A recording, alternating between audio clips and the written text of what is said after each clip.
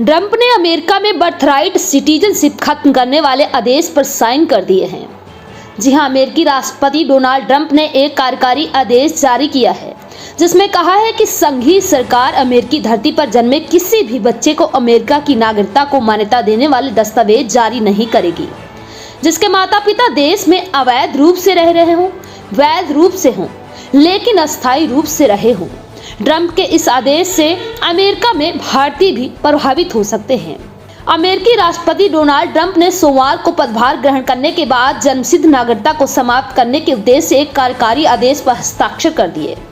माना जा रहा है कि इससे अमेरिका में भारतीय समुदाय को भी फर्क पड़ेगा। जन्मसिद्ध नागरिकता मतलब अमेरिका में जन्मे बच्चे को स्वतः नागरिकता मिलने से है। CNN की रिपोर्ट के मुताबिक ट्रंप की ओर से हस्ताक्षरित आदेश में कहा गया है कि संघीय सरकार अमेरिकी धरती पर जन्मे किसी भी बच्चे को अमेरिका की नागरिकता को मान्यता देने वाले दस्तावेज जारी नहीं करेगी।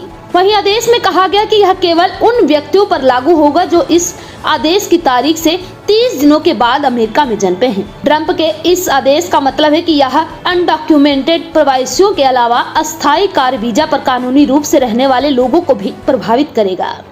वहीं एक रिपोर्ट के मुताबिक अमेरिकी राष्ट्रपति का यह कार्यकारी आदेश बर्थ टूरिज्म को टारगेट करता है, जहां विदेशी नागरिक अपने बच्चों को जन्म देने और उनके लिए अमेरिकी नागरिकता हासिल करने के लिए अमेरिका की यात्रा करते हैं।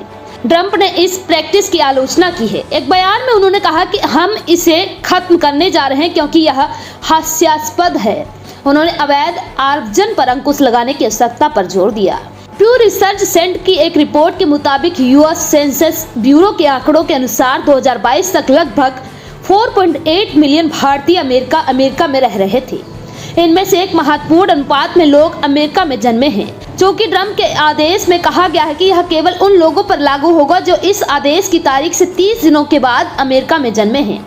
इसका मतलब है कि अमेरिका में भारतीयों की आने वाली पीढ़ी इसके दायरे में होगी। वहीं ट्रंप की पॉलिसी लागू हो जाने के बाद अस्थायी कार्य वीजा जैसे कि H-1B या ग्रीन कार्ड का इंतजार कर रहे भारतीय नागरिकों के अमेरिका में जन्म लेने वाले बच्चों को अब स्वचालित रूप से अमेरिका नागरिकता नहीं मिल सकेगी।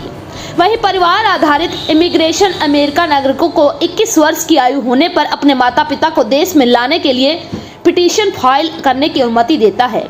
जन्म से मिलने वाली नागरिकता के बिना भारतीय प्रवासियों से जन्मे बच्चे अपने माता पिता को स्पॉन्सर नहीं कर पाएंगे।